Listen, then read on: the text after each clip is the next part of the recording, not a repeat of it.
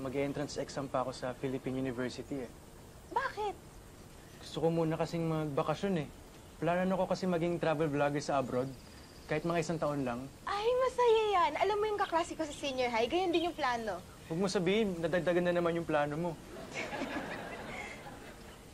Close ba kayo ni Elmer? Medyo naman. Bakit? Ah, baka magselos yung boyfriend mo, no? Ha? Wala akong boyfriend. We? Bakit hindi ka nililigawan nun ni Elmer? Ba't naman ako liligawan nun? Eh, hindi mo ba nalata? May gusto sa'yo yung tropa ko, no? Ano ka ba? Mabait lang talaga si Elmer. Sus.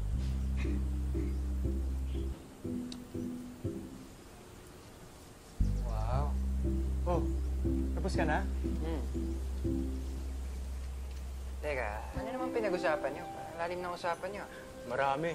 Nakwento sa akin ni Clarissa na wala pala siyang boyfriend. Tsaka ang bagal mo daw, dude. Uy!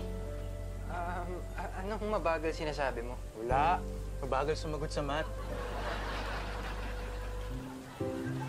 Ito?